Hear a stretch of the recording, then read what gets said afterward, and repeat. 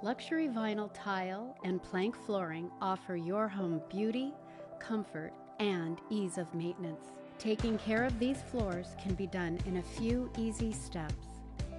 Begin by placing doormats at each entryway to collect excessive moisture and dirt before they enter the home.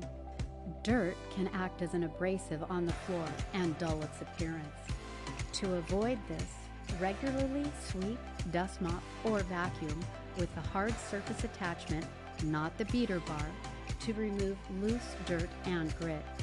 These attachments are also useful for picking up dirt from between tiles, planks, and along the edges. Next, clean up spills with a clean, damp cloth as soon as they occur. Spot cleaning and occasional complete cleaning can be done using the manufacturer's recommended products and procedures. For tough, stubborn stains, consult the manufacturer's specific guidelines. Do not flood the floor with water or cleaner, and never allow standing water as it may result in the adhesive loosening. Do not use vinegar, pure acetone, or lacquer thinner to clean your floor. Avoid using rubber-backed or latex-backed mats or rugs, as they may discolor your floor.